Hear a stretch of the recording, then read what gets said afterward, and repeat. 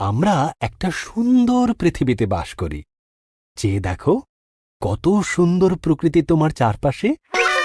চলো আমরা সৃষ্টির শুরুতে ফিরে যাই, দেখি বাইবেল আমাদের সে বিষয়ে কি বলে। সৃষ্টির শুরুতে ঈশ্বর আকাশমণ্ডল ও পৃথিবী তৈরি করলেন।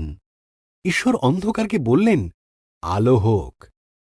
এই আলোকে তিনি নাম দিলেন দিন, আর অন্ধকারকে নাম দিলেন রাত্রি। এরপর ঈশ্বর উপরের জল থেকে নিচের জলকে আলাদা করে ফাঁকা জায়গা তৈরি করলেন, যার নাম দিলেন আকাশ।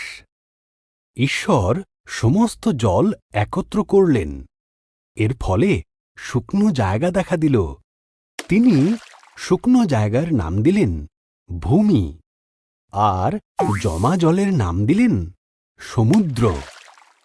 তারপর তিনি তৈরি করলেন ঘাস, শস্য ও গাছপালা। এরপর ঈশ্বর আকাশে বিভিন্ন আলো তৈরি করলেন, দিনের জন্য সূর্যকে আর রাতের জন্য চাঁদ ও তারাদের তৈরি করলেন।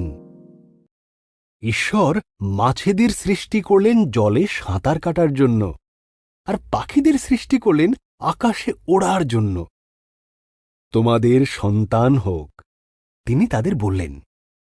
তোমরা বংশবৃদ্ধিতে ও সুরে পৃথিবীকে ভরিয়ে দাও।